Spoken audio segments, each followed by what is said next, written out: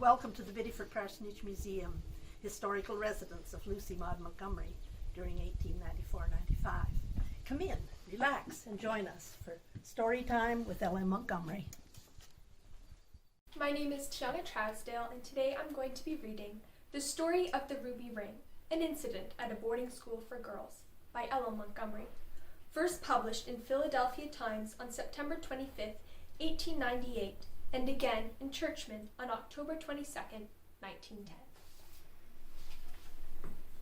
Edna Montague came in from her walk in the crisp autumn and paused before the bulletin board in the hall of the Mount Edmund Seminary to tack a notice thereon. She was a co-ed and boarded at the seminary, which was in affiliation with the Western University. She had been ill for a week, and this was the first day that she had been allowed to come out. She was a quiet girl with few friends among the nuns. The rich girls snubbed or ignored her because she was poor, and the others were repelled by her reserve. An expression of relief crossed Clara Hill's face as she read Edna Montague's notice. Picked up on assembly floor, a solitaire ruby ring. Owner, please apply to Edna Montague, room 50, University Flat. A few minutes later, Edna received a call from Clara Hill. I'm sorry to disturb you, Miss Montague, but I see you have found my ring. I lost it last week, and I'm very glad it has been found, for it is sort of a family heirloom, and I prize it highly. So it is yours, is it? Said Edna. I picked it up this morning in that little dark corner between the C and D rooms. Here it is. It is a very pretty ring. Meanwhile, Beryl St. John was in trouble, the cause of which she was detailing to a group of friends in her room. Beryl was the beauty of the seminary and the acknowledged leader of the most exclusive social clique. Her friends adored her, but her enemies called her proud, selfish, and disagreeable. But this was unjust. She had her faults, of course, but they were balanced by her good qualities. She had been a little spoiled, perhaps, by indulgence and admiration, and was very fond of her own way. On the preceding Friday evening, Beryl had attended a music recital in the Convocation Hall. And I wore my ruby ring, she said. I usually wear it on my middle finger because it just fits, but that night I had put it on the third, and never thought of it again until Sunday morning, and then I could not find it. I must have lost it in the hall. I was nowhere else except in the assembly room. I did run up there for the music. After dinner that evening, Lena Crawford came to Beryl in hot haste. Oh, Beryl, Miss Montague has found your ring. There's a notice on the board. She picked it up on the assembly floor after all. Edna was lost in mathematics when Beryl St. John and her coterie arrived breathlessly at room 50, University Flat. And she received them coolly. She detested interrogations, and she did not like Beryl St. John. Oh, Miss Montague, exclaimed Beryl eagerly. You have found my ring, I see. I am so glad. Your ring? Said Edna blankly. Yes, you found it, didn't you?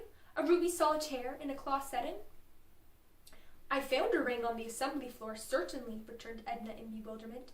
But Clara Hill was up this afternoon and said it was hers, so of course I gave it to her. Clara Hill? Why, I have never seen her with a ring on since she came. Well, she claimed it. There may be some mistake. You had better see her yourself, Miss St. John. I am very busy at present. Clara Hill had gone up from class with a headache. She opened the door to Beryl's rap in surprise. Miss St. John had never before honored the dull little room on corridor 2 with a call. Miss Hill, said Beryl bluntly, I understand that you claimed as yours the ring that Miss Montague found today. It answers in every point of description of one that I have lost. Will you be kind enough to let me see it? Clara Hill flushed, more at the tone than the words. It was my ring that Miss Montague found. Of course you are welcome to see it. She held the ring out to Beryl. The ruby glistened in the gaslight like a drop of blood. All the girls uttered an exclamation. Beryl almost snatched the ring. Miss Hill, I'm sure this is my ring. I would know it among 100. Any of the girls here will tell you that it is mine. Isn't it, girls? The others unhesitatingly declared that it was. They had seen it too often to be mistaken. You see, said Beryl triumphantly, you have made a mistake, Miss Hill. The ring that you have lost may resemble mine, but this cannot be it. This is a real ruby. Clara had listened in silence. She spoke quite as proudly as Beryl had done. It is you who is mistaken, Miss St. John. The ring is mine. Beryl lost her temper at once and completely. It was her greatest fault that she did this so easily. In such a mood there was no picking and choosing of words with her. She was utterly heedless. "I don't believe you ever had a ruby ring," she said insolently. "I never saw you with one." "Miss St. John, do you mean to insinuate that I'm trying to steal your ring?" "I simply mean to say that I know this is my ring. Everyone else here knows it. We will go to Miss Young and put the matter before her." "I am willing," was the calm reply, and straightway down to Miss Young's parlor swept the excited group. "Miss Young," said Beryl, trying to speak quietly, "Miss Montague found this ring on assembly floor this morning, and I know it is mine. I lost it last Friday. All the girls here recognize it, but Miss Hill claims it as hers." "I am sure it is mine," said Clara firmly. "I have not been in the habit of wearing my ring. It is too large for me, but it has 8 claws in the setting, and Miss St. John's had only 7. I noticed hers particularly one day, because it so closely resembled mine." Miss Young was considerably perplexed. Edna Montague was once more interrupted and brought down to recount her story. A dozen girls declared that they would know Beryl St. John's ruby ring anywhere. On trying the ring on, it was found to fit Beryl's finger perfectly. What was too large for Clara? Miss Young evidently inclined to favor Beryl. "I think, my dear, you must have made a mistake," she said gently to Clara. "This must be Beryl's ring, and no doubt yours will be found later. We will make a thorough search." Clara Hill was not a favorite with Miss Young, and there was something in the latter's tone that cut the girl to the heart. "I am not mistaken, Miss Young," she said with a trembling voice. "I am sure this is my ring." Miss Young frowned and hesitated. "Well, I will keep the ring for the present, and possibly the mystery may soon be cleared up. Meanwhile, girls, it is my wish that you say as little about this affair as possible." A wise request, but one seldom regarded strictly among 100 girls in their teens. Mount Edmund fairly buzzed over the matter, and for the next month things were at 6s and 7s in it. A thorough search for the missing ring had no result, and it was plain to Clara that the majority doubted its very existence. Tongues wagged incessantly. Clara found herself shunned by all. Even her few friends grew politely cool and distant. Edna Montague alone firmly believed in her and upheld her cause, but Edna, being a co-ed and having no intimate relations with the seminary girls, did not possess much influence among them. As for the other co-eds, Victoria Radcliffe voiced the general opinion when she said, "It may be all right, of course, but after all, we really know nothing about Clara Hill, and nobody ever saw her with a ring. It is best to be careful until we are sure." It was a hard month for Clara Hill. No one guessed how bitterly she suffered under her calm, unmoved demeanor. "I can't endure it any longer," she said one night to Edna, who had dropped in for a short call. "I shall go home when the term ends and not come back. It will break Mother's heart." "It is an outrage," said Edna warmly. "Beryl St. John ought to be ashamed of the way she is acting. Don't give in, Clara. Don't give her the satisfaction."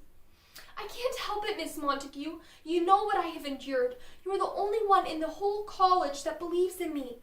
Everyone else thinks I am a thief, that I tried to steal Beryl St. John's ring. Just think of it, a thief. I am shunned and avoided as if I were a leper."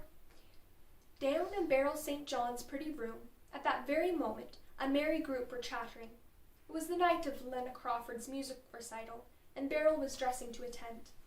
"I believe I'll wear my cream muslin again, although I did wear it to Ida's," she said as she rustled into it. "It's the prettiest dress I have. Will you please pull out that lace ruffle at the back, Madge?" "Certainly. How it is twisted. Oh! All right now. I hear something tangled up in the lace. What can... Oh, Beryl!"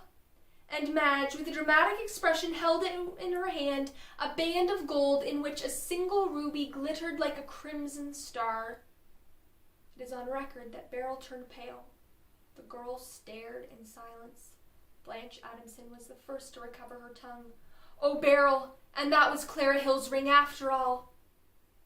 Beryl picked the ring up mechanically. "This is my ring, of course, and yes, it has only 7 claws. It must have got caught in the lace somehow and pulled off. I have never touched this dress since Ida's recital." "What are you going to do about it?" asked Blanche. "I shall go straight down to Clara and beg her pardon," said Beryl resolutely. "You must come too, girls, because you were all with me when I insulted her. Do you No, I feel decidedly small." Edna had gone, and Clara was alone when the knock came at her door. Her face darkened as she opened it and saw Beryl St. John in all her bright young beauty standing in the dim corridor. "Oh, Clara, I found my ring, and I am so sorry and ashamed. You don't know how sorry and ashamed. Can you ever forgive me?" Clara had grown very pale during Beryl's incoherent speech. When it ended, she sat down on her bed and burst into tears. Beryl sat softly down beside her and put her arms about her. Blanche Adamson, with a sudden access of thoughtfulness, drew the others out and closed the door. It was past recital time when Beryl and Clara came out. "I must hurry off to the recital now," said Beryl, "but tomorrow morning you and I must go down to Miss Young, and I will tell her. Thank you for forgiving me, Clara. I don't deserve that you should, but I can make this up to you. All the girls will be your friends after this. You won't be left out in the cold any longer." Hence it was that Edna Montague, coming in next morning after having spent the night with a college chum, was amazed beyond measure to see Beryl St. John and Clara Hill coming up from Miss Young's sanctum with their arms about each other and tear stains on their cheeks. Of course, Edna was waylaid to hear the story. Tears and kisses were not in a co-ed's line. She shook hands with each of the girls heartily. "I always knew it would come out all right," she said, "and I could not feel more pleased if you had told me I have led my year."